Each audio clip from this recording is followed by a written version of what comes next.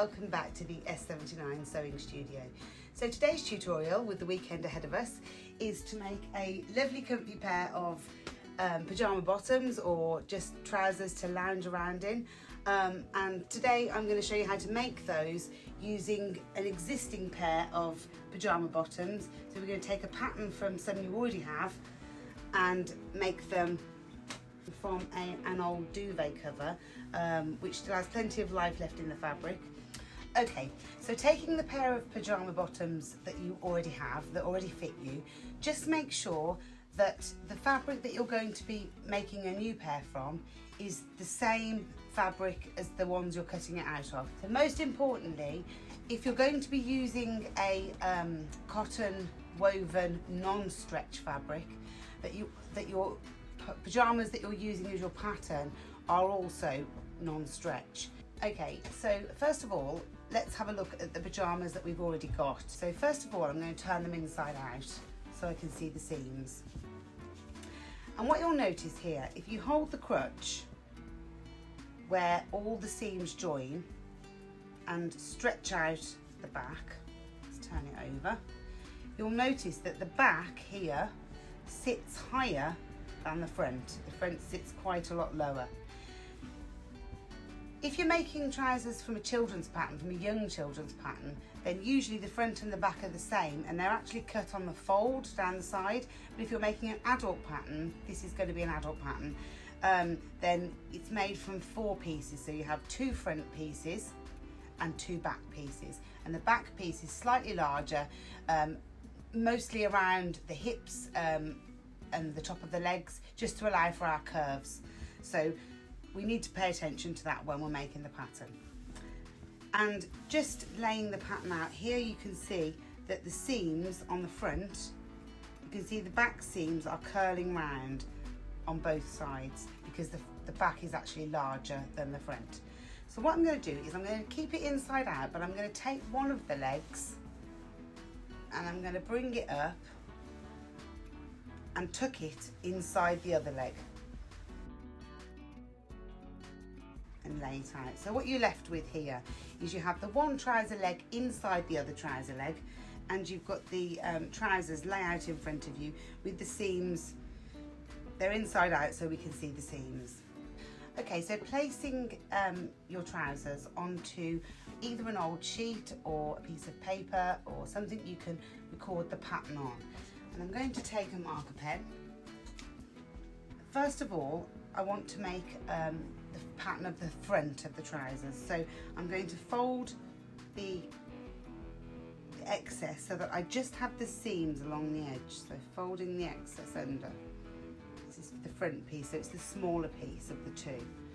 And I'm just making sure all the way around I have the seam on the edge, and you can tuck any extra fabric, as I mentioned, up underneath. Now before I start drawing, I'm just going to pin my pattern.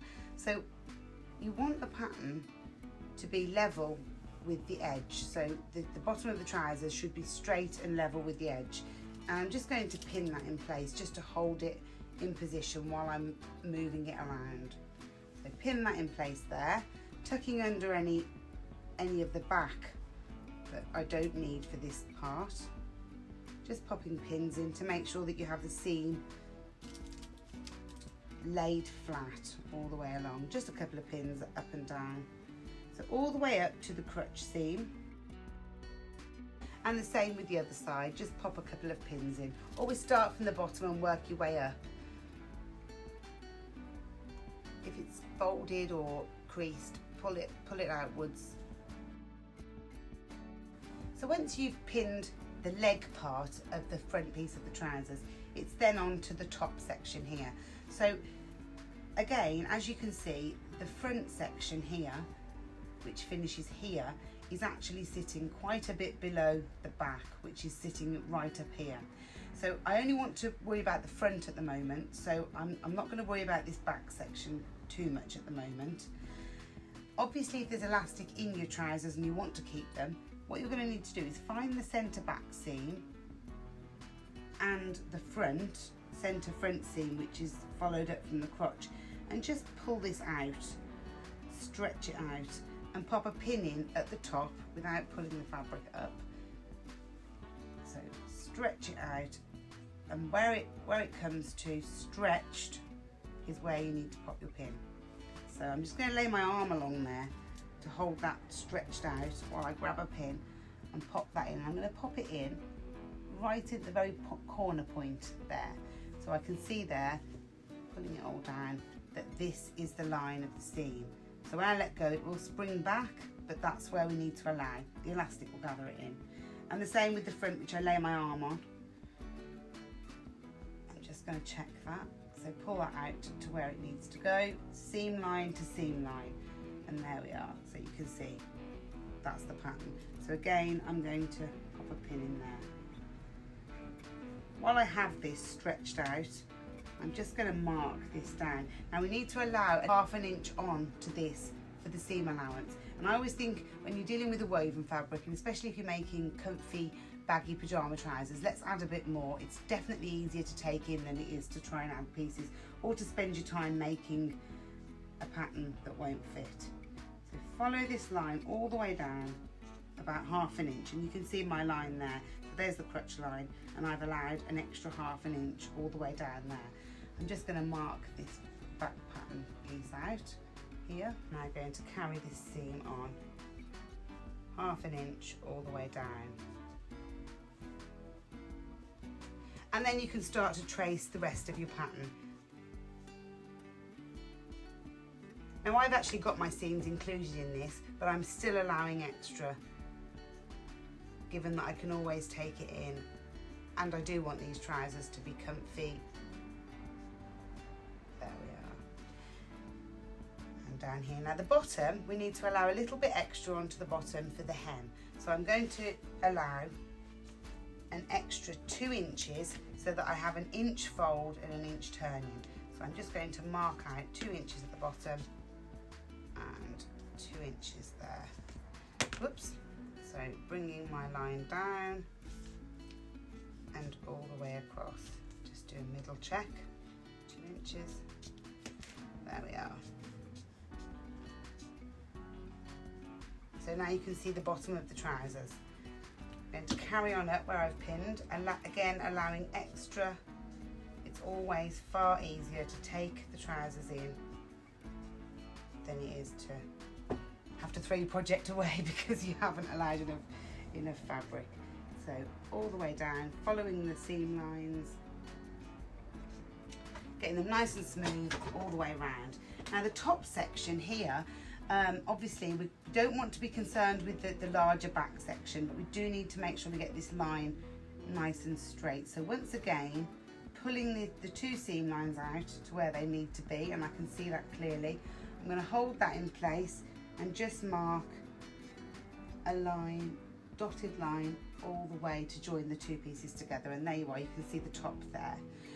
Now this is going to have a fold with a fold of elastic on it, so I'm going to allow 2 inches for a fold over to make the casing for the elastic to sit in. So using this line, I'm now going to mark another line 2 inches further up.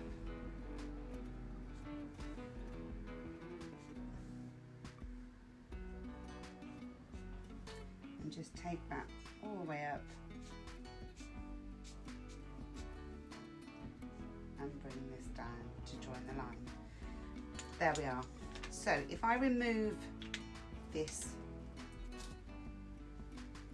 now, whoops, one's still in. Right, so I've removed that now. So what you can see there is that I have a pattern drawn out on my scrap fabric. Now I'm going to write on my rough pattern that this is a front piece, front, and I'm going to put cut 2 because I need to cut 2 of the fabric.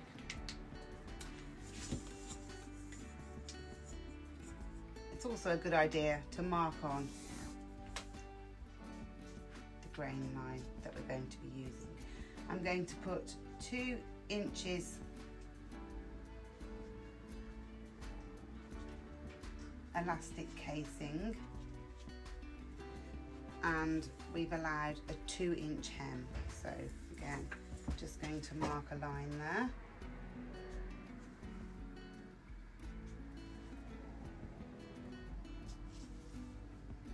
2-inch hem.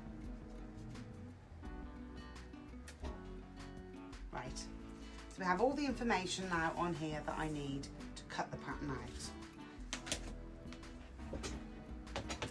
So cut your pattern out. It's worth pointing out at this point that your centre front seam should be straight. So this here should be straight up, almost at 90 degrees to the waistband. So if yours is leaning further over or further this way, this is kind of your straight point, and then you can pull out to that one.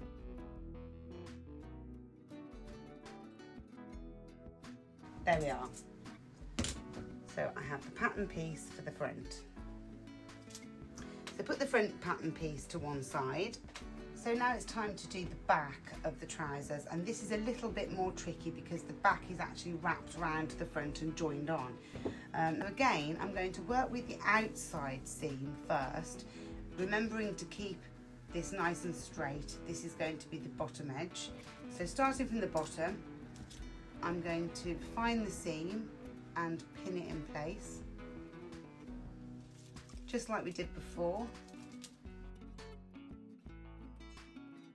So pin this up to around about the crotch or just a little bit higher. So you want it while it's flat, before it starts crumpling up for the waistband.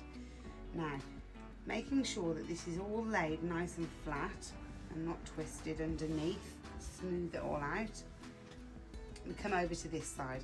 Now you can see here that the outer edge actually curves round and joins here. So what I'm going to do here is just get a rough measurement of how much it's curving round to the edge of the actual seam. So I've got 1 inch here, so I'm going to allow an extra inch on here. So I'm going to allow an extra inch for the fact that it's curved round, and I'm going to take that down to the edge. So an extra inch there.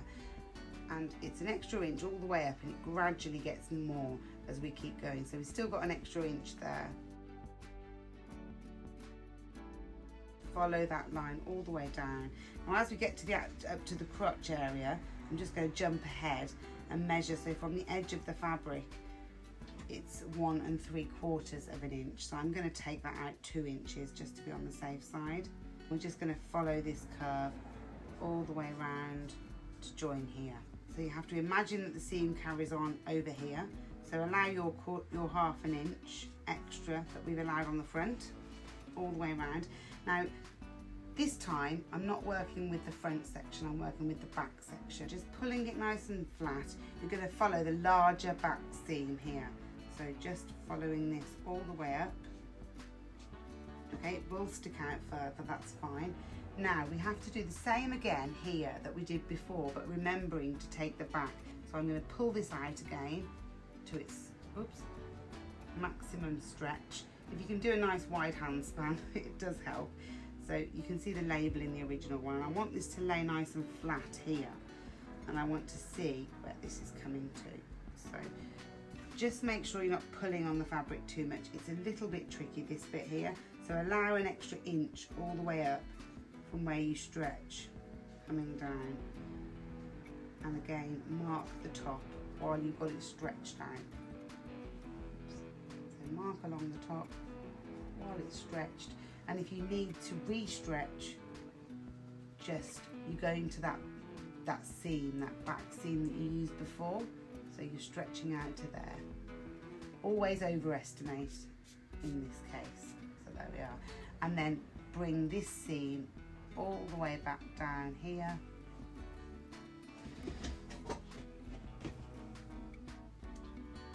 Straight the way down, allowing the extra that we allowed last time, which is 1/2 inch.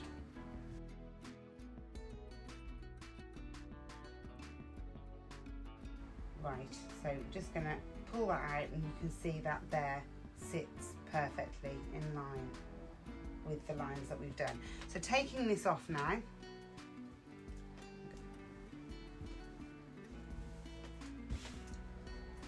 so here we have the back piece. So again, as we did before, I'm going to allow 2 inches extra on the top. So let's mark that in now. So 2 inches. and we also need to add on 2 inches at the bottom. Okay, so we have the 2-inch seam at the bottom, the 2-inch at the top for elastic. This is the back piece, so I'm writing on that it's the back and that we need to cut 2. A line straight the way up to show the grain line. Okay, and so here you can see I have 2 pattern pieces. We've got the back and we've got the front, and the front should be considerably smaller than the back.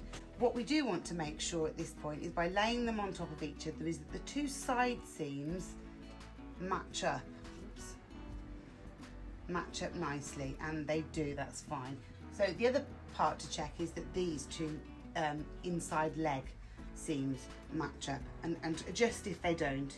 So you've obviously done a rough template, so you just need to make sure that these all match up, and I'm just checking this down here, and they match up fine. And that's all you need to check.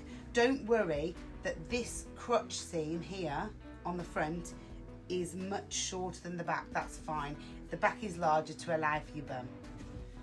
Okay, so if you have time and if you're going to be making up a few of these, it's a good idea to make up a pair out of rough fabric that you're not really too worried about, just so that if you do need to make any changes, you can obviously make the changes to the pattern so that the pair that you cut out of your actual fabric do fit you well.